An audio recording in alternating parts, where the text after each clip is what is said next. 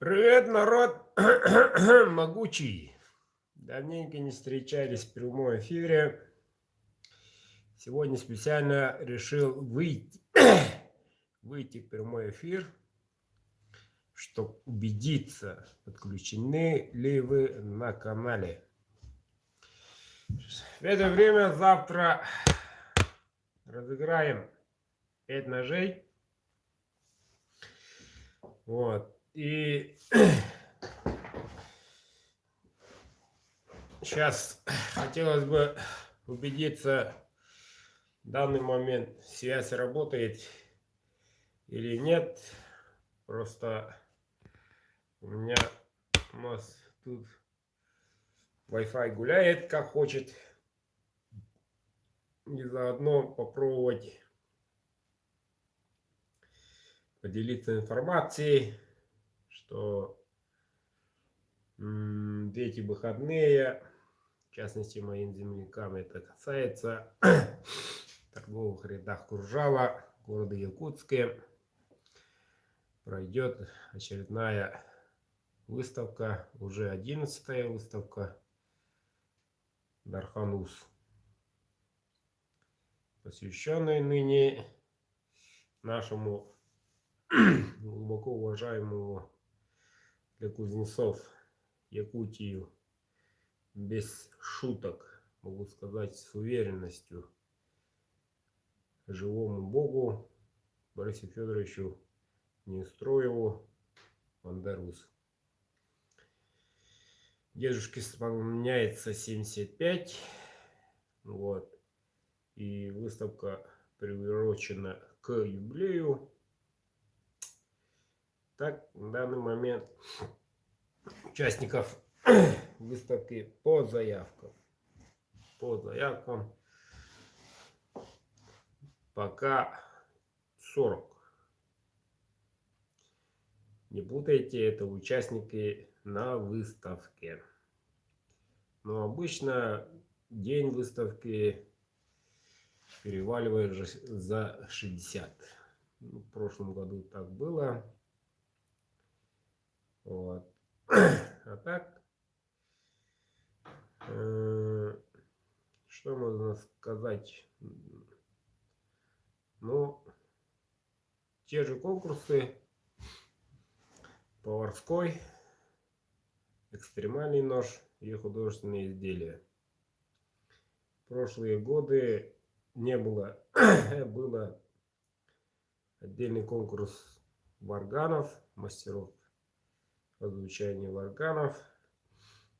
И в прошлые года посвящались чему-то, то есть одному предмету, большому ножу, батие и так далее.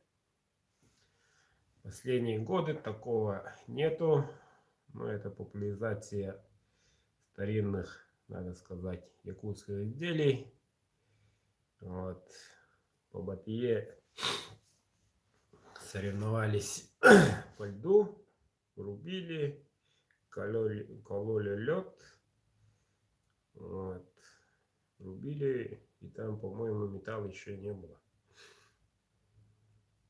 Ну, после этого, когда это произошло на выставке, летом у всех кузнецов был, и там то же самое было, но уже экстремальных условий было очень много, более экстремальные еще было. Вот. Но выставка эта очень нужная. Почему? Потому что, по идее, у любой национальности есть свой нож. Но в последнее время,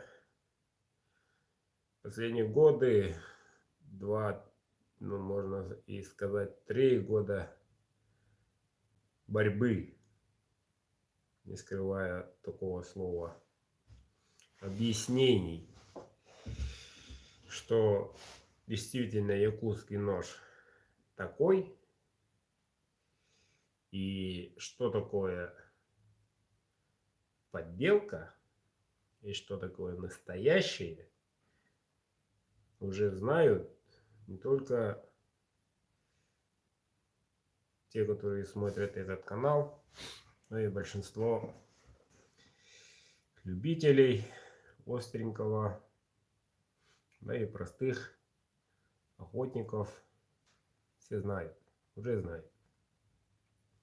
Эта работа длилась, да, работа была не маленькой, работа была нелегкой, но все же мы заявили всему миру, именно мы заявили, мастера Якутии, что действительно есть такой нож, что действительно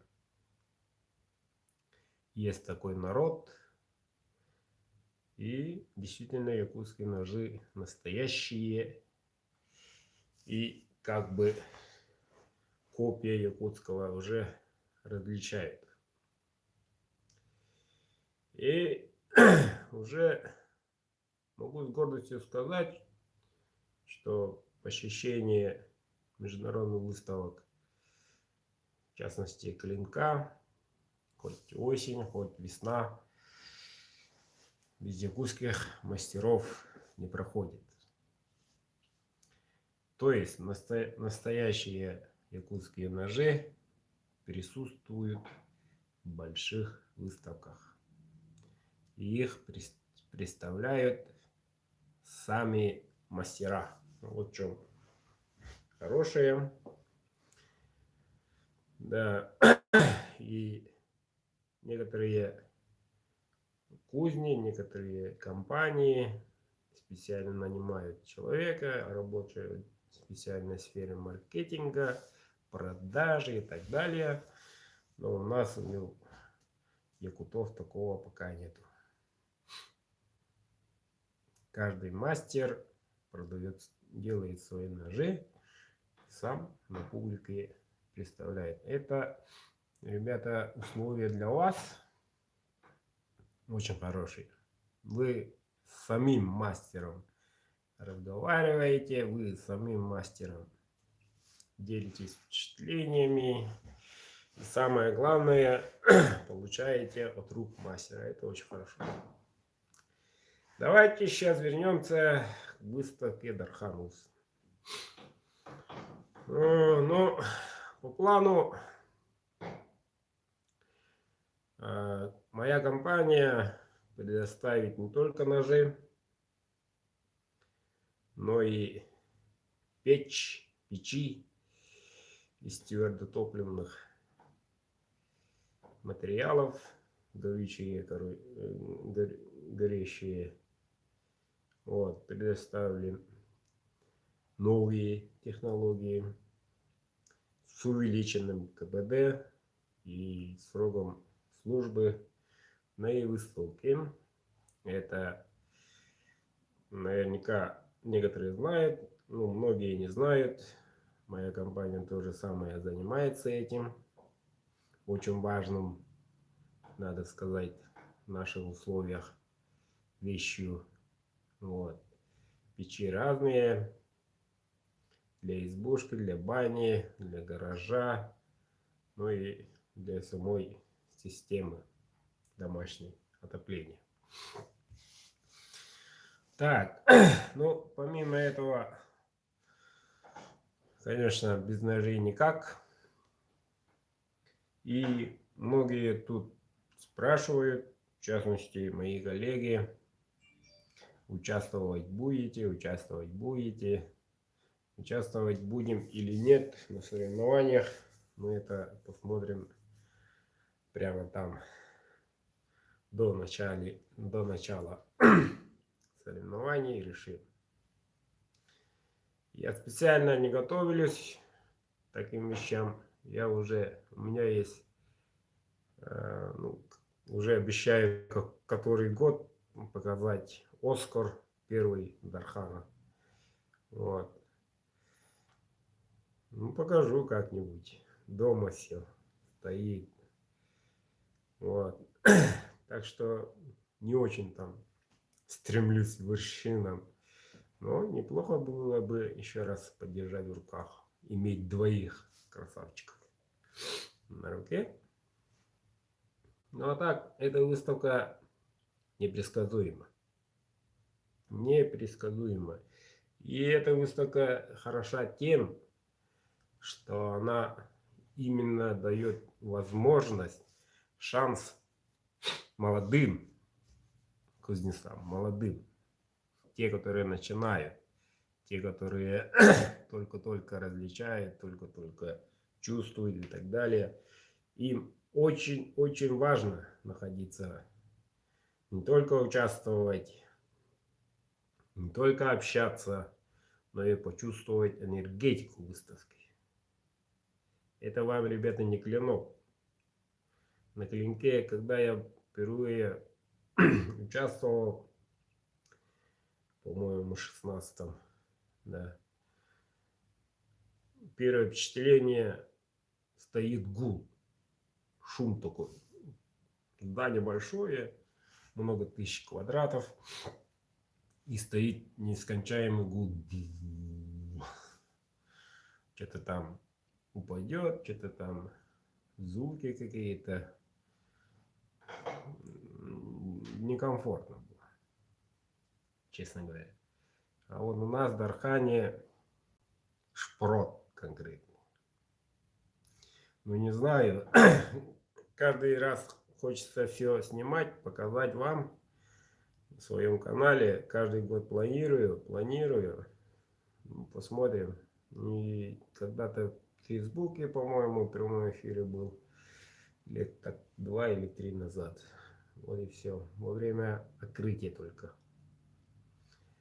А так, хотелось бы, конечно, что-нибудь там делать, но, ребята, это долгожданная, только один раз проходит выставка, поэтому общение людьми, общение клиентами, общение с земляками, общение долгожданными друзьями, коллегами не дают покоя времени снимать что-то. В этом я признаюсь. Хотелось бы, конечно, там нанимать кого-то, что они снимали и показывали. Ну, будем иметь в виду. Но если разница между Дарханом и Клинком не только по размеру, но самое приятное, можно сказать, в Дархане отношение на «ты». Живое такое человеческое отношение. В том плане я не имею только себя в виду, я имею в виду всех мастеров. То есть мастер может снизить, конкретно скидку делать, конкретно может наоборот чем-то подарки дарить. В общем, дружеская такая атмосфера. Вот. И есть один минус в том, что в разнице между Клинком и Дарханом, в Дархане одни мужики. Чисто мужики. Но в последние годы, особенно не в субботу, а в воскресные дни, воскресенье только, появляются пацаны. То есть отец берет своего сына, чтобы показать выставку и так далее. Это очень отрадно, но это я замечаю только последние 2 года. До этого было чисто мужской закрытый клуб конкретно. Да, были там немножко женщин, дам, вот, несколько, вот. И в последнее время должен заметить из моего личного опыта, дамы тоже присутствуют на выставке, специально приходят, специально. Ну, все мы знаем, что финансы в семье держат не мужики, это однозначно, 99%, да? Вот. И они приходят, и дамы приходят такие, как взять бы чего-нибудь и подарить бы мужику своему и так далее. а уже дамы знающие. То есть и молодые, да, и красивые, и пожилые, все приходят, но уже знающие, опытные, знают толк, не только в стали разбираются, не только в красоте, но и в будущем. Как долго он проживет, этот нож. Ржавеет, не ржавеет, темнеет, плавает, горит, не горит. Все им интересно. Вот. В прошлом году я объявил акцию. Тот, который подойдет с сыном, отец с сыном, не таким взрослым, а пацаном, школьником, подойдет и приобретет ножик, скидка 1000 рублей. Автоматически. Из любой изделия. Объявил. То же самое касается и дам. Та дама, которая подойдет, подберет себе ножичек, вот, сразу скидка 1000 рублей. Независимо от количества, независимо от качества и вида изделия, 1000 скидка. В этом году то же самое объявляю и вновь. Хочу. Ой-ой-ой. Ой, спасибо. Так что, уважаемые дамы, подойдите, подходите. Видите это слово. Вот. Со мной будут мои братья в единой форме. Вот. Ну, я, соответственно, в национальном костюме. И там поговорим, пообщаемся, цену найдем. Разновидностей у нас немножко краю покажу, что у меня. Немножко тут. Чуть-чуть. Такой букетик. Вот. Это еще не все. Завтра закончится все. Такой букетик ждет каждого. Вот. И повторюсь, отец с сыном подойдет. Скидка 1000. Добро пожаловать, милые дамы. Подарки мужу. Скидка 1000. Без проблем. Я когда-то на этом канале рассказывал. И я рад. Не только я рад, но и все мужчины в этом мире рады, что 23 февраля впереди 8 марта. Ну что подарит твоя возлюбленная, твоя жена мужу, то и ты, соответственно, подаришь. И нынче народ пошел такой, за носки и за майку бриллианты не дают, не дарят. А вот за такие изделия не только бриллианты, но и девчонки шуба. Как минимум. Тем более пожизненных гарантий. Это не надо забывать. У меня такие новости. Сегодня вдруг решил выйти в прямой эфир, чтобы собрать, чтобы народ чуть-чуть подтянулся. Завтра 20:00. 2020.02. На этом канале встретимся. И как видите, участников почти за 70. Вот последние 3 дня, 4 дня подключились мои земляки, звонят, пишут. Благодаря им мы набираем. Нас становится много. Призы ждут своих хозяев. Вон они все, 5. Вот. И увеличивайте свои шансы. Дело в том, что нынче рекорд, если меня не изменяет память. Один номер 35.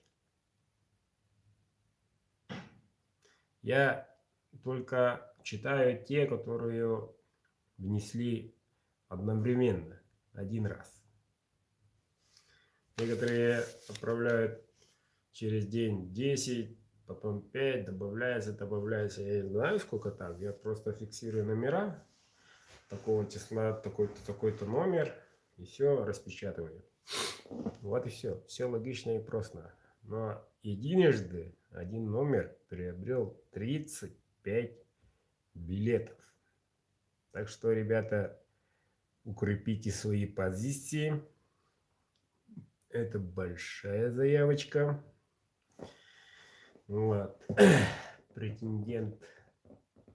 Ну, посмотрим. Когда-то, каком, не помню, ноябрьском, по-моему, был то же самое. Человек приобрел, по-моему, чуть меньше 20 или около 20. И в последнем ножике, по-моему, 3 ножа было, по-моему. Я уже стал подзабывать. Чуть-чуть он успел. Чуть-чуть охватил. Все равно свои билеты он оправдал. Окупил. Ножик выиграл. Если помните, такое было. Вот и все, дорогие друзья. Завтра по московскому до 12 дня, то есть по якутскому до 18:00 буду принимать билеты, оплату. Так что еще есть времечко. Вот. Дерзайте. Настроение приходит, когда люди понимают, люди поддерживают со словами: на этот раз точно повезет. Или я не знаю, я точно знаю, что не выиграю, но это дело благое. Я знаю, что это дело благое. Еще есть цитата: чем смог, тем помог. Вот. И несколько раньше начала этой кампании было пару поступлений по 121 рубль. Больше хотелось бы отправить больше, со словами цитирую. Хотелось бы отправить больше, но чем смог, тем помог. Вот такие вот очень искренние такие слова приходят. На это все в описании сообщений пишется, ребята. Там, где перед отправкой сообщения получателю вы пишете мобильный номер, некоторые имя, отчество, а некоторые вот такие цитаты. Поддерживаю слова поддержки на родном языке. Так держать, молодец и так далее. Вот. Но позапрошлой неделе пришло парочка таких сообщений. Долго не решился рассказать, но хочу рассказать, немножко остановиться. Люди просят сообщение от ребенка, однозначно. Вот. Девочка просит помочь. Вот. И одно такое сообщение то же самое. Тоже во мне видит Деда Мороза. Конечно, я хотел бы помочь всем. Всем, абсолютно всем. Вот. Но в этом месяце у нас есть герой. Вот. Мы выбрали. Уже завтра компания закроется. После этого уже поищем другого человечка. Именно человечка. Вот. Ну, такие сообщения, да, приходят. Но это когда получаешь такие сообщения от ребенка, это настораживает. тоже обратная сторона медали такая. И некоторые вообще не понимают. Не отправляй мне этих инвалидов. Такие сообщения приходят. Дальше цитировать не буду. Есть и такие люди. Вот. Ну, имеется в виду WhatsApp рассылку. Могли бы сказать просто: будьте добры, удалите мой номер из рассылки. Ну, удалил, удаляю так. Ну, такие, можно мягко говоря, странные сообщения приходят. Но большинство, что в последнее время меня очень поддерживает, что люди понимают, и новые подключаются, люди пожеланиями, энергетикой поддерживают. Вот. И из дальних регионов, нынче из Испании отправили сегодня. Ну, правда, мой клиент. Вот. Из Латвии присутствуют, из Грузии присутствуют.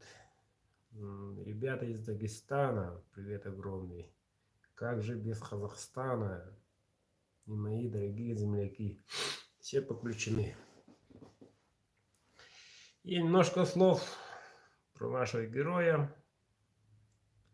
Они с родителями в Москве сейчас получают луч, вернее, получили уже. Я вчера разговаривал с тетушкой, старшей сестрой, по-моему, матери. И она немножко пару слов рассказала. Но активироваться она, этот опухоль уже дальше как бы не идет. Дальше не вырастает, а остановился. Дело такое щекотливое. Но, ребята, могу сказать одно. Причина, это мое личное субъективное мнение, именно субъективное. Причина в телефоне, причина в планшете, причина там, где электромагнит сильный. Это что? Да, YouTube, да, интернет, да, Маша и Давидеть. Мы стали, ну, нынешняя молодежь и молодые родители, в том числе и я, такие не занятые такие. Мы занятые слишком. Вот именно для этого мы дарим детям, заучиваем. Они играют, сидят, телевизор вот так смотрят. Еще это ничего, еще они включенными заряжают телефон на ночь с собой. Это очень-очень большой радиоактивность конкретно. И все такие информации мы получаем, по WhatsApp гуляют всякие ролики, не понимаем, но все равно даем. Немножко, если распахнуть двери, я расскажу про одну ситуацию. Как глава семьи немножко веду себя гестапой в семье. Я решаю, когда спать. У меня двое пацанов. Я решаю, когда вставать. Я тиран. Тем самым я ограничиваю их использование мобильных средств. И не только у них отбираю телефоны, и у моих племянниц, которые и племянники приезжают из города летом. Уже они там 4-й год поставляют свои телефоны. Тут приходят только играть, гонять мяч в стадионе, футбол играть, чтобы играть. А вечером я отбираю у всех телефоны. Зачем? Тем самым, я так думаю, оберегаю их. Но они все равно находят возможность, когда отец молодец уснул, забирают, но на следующий день вообще отбираю без телефона. В школу идут.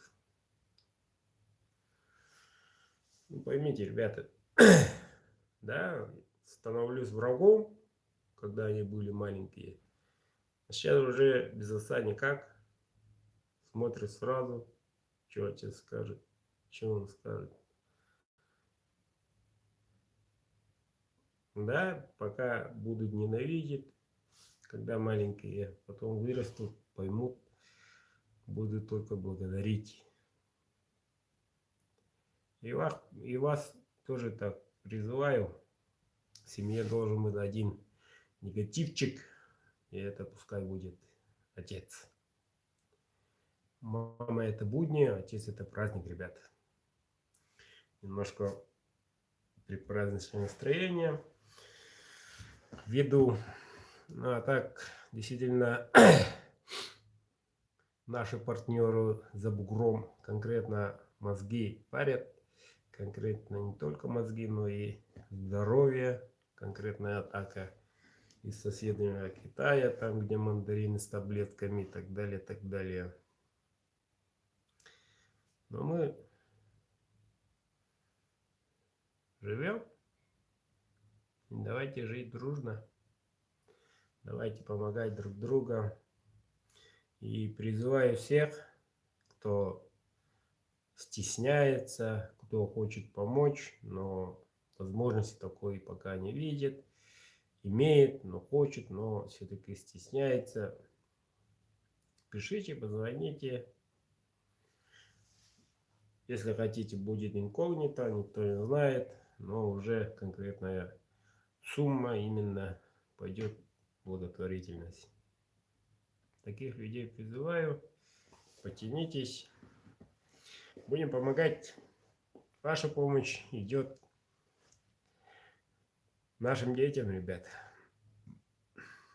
Будем помогать. Всех благ, до встречи.